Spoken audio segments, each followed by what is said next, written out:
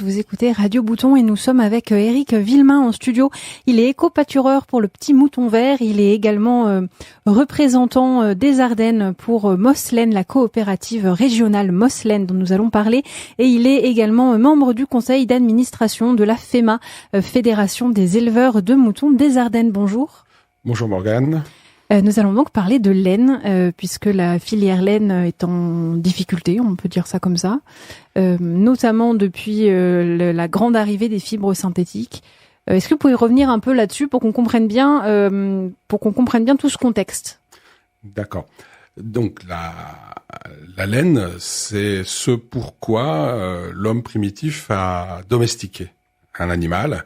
La viande, il pouvait la trouver plus facilement sur des bovins, sur des porcs. Or, pour se vêtir, il avait comme solution de récupérer la laine sur les moutons. Donc c'est comme ça qu'on est arrivé à la domestication de cet animal. Ça a duré longtemps, très longtemps, jusqu'à pratiquement la guerre 14. Et après, est arrivé la pétrochimie, les fibres synthétiques et tous ces éléments-là qui ont fait perdre de l'utilité à cette matière, parce que autant elle présentait des avantages quand on n'avait pas de matériaux de substitution, autant il faut de la main d'œuvre. Pour la laine, il faut de la main d'œuvre. Donc coût de main d'œuvre, facilité des produits chimiques, la laine est tombée en désuétude.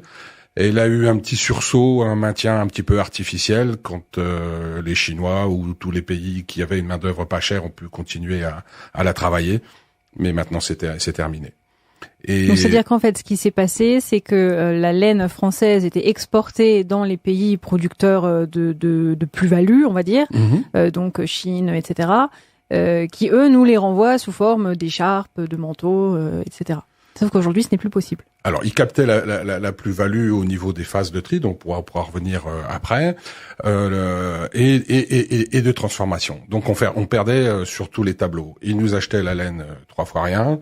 On n'avait plus de gens qui travaillaient chez nous sur la matière première, et la matière noble à la sortie du truc, c'est eux qui l'utilisaient pour faire essentiellement des vêtements, enfin tout un tas de produits que nous derrière on achetait. Et en plus, ça revenait avec de la consommation de carbone. Donc voilà, le cercle fonctionnait, mais n'était pas du tout vertueux. Et à ce moment-là, on peut se dire, trop facile, on tombe plus les moutons. Sauf qu'en fait, non. Voilà, le mouton, il doit être tondu. Alors, on pourrait aussi supprimer le mouton. On pourrait aussi supprimer carrément le mouton. Un peu radical. C'est un peu radical, mais on pourra dire quelques mots sur la pertinence et l'intérêt de veiller à ce qu'il y ait des moutons dans nos pâturages. Voilà. Donc, le mouton, il doit être tondu au minimum 1 fois par an. C'est indispensable à sa bonne santé. Les étapes à laquelle on le tond, les saisons à laquelle on le tond peuvent varier en fonction des pratiques d'élevage. Je me permets de vous couper parce qu'il faut expliquer pourquoi c'est nécessaire à sa bonne santé. C'est qu'il ne perd pas sa laine tout seul, en fait. Voilà. Il n'y a pas de mue. Le mouton n'a pas de mue naturelle comme on peut la trouver sur un chien, comme sur les chevaux, etc. Donc il faut absolument le tondre. Il n'y a pas d'autre solution de lui faire perdre cette couche. C'est aussi le fruit de la sélection dans le cadre de la domestication. Donc il faut le tondre. Et on le tond à différentes saisons en fonction des pratiques d'élevage. Par exemple, les mères qui vont agneller, il faut les tondre pour pouvoir nettoyer les parties qui ont besoin d'être soignées, où l'agneau sort, où l'agneau va téter, en fonction de si on les élève plus ou moins à l'intérieur. Donc il y a différentes phases, différentes saisons pour tondre les moutons. Tout le monde ne tond pas en même temps. Mais il faut le faire au moins 1 fois par an. Et une fois qu'on a toute cette laine, mais qu'on ne peut pas la vendre, elle nous reste sur les bras, et c'est là que c'est un problème pour les producteurs. C'est un problème, ça devient un déchet. Ça devient un déchet, et les déchets, c'est bête. C'est bête. Donc pour l'éleveur, on la brûle, on la détruit, mais tout ça, ce sont des filières qui sont cachées. C'est interdit. C'est pas, au-delà d'être illogique, c'est quand même pas normal de détruire des choses, des parties d'animaux.